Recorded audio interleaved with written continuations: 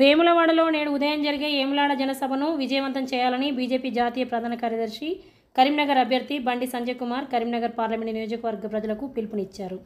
బహిరంగ సభకు వచ్చే ప్రజలు ఎండ వేడిమిని వానలను తట్టుకునేలా అన్ని రకాల ఏర్పాట్లు చేశామని చెప్పారు.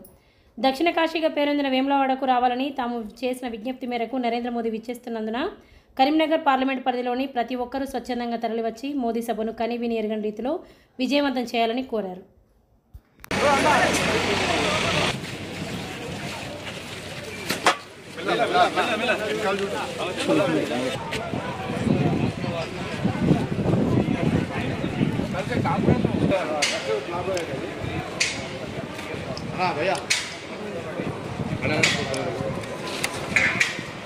भैया ना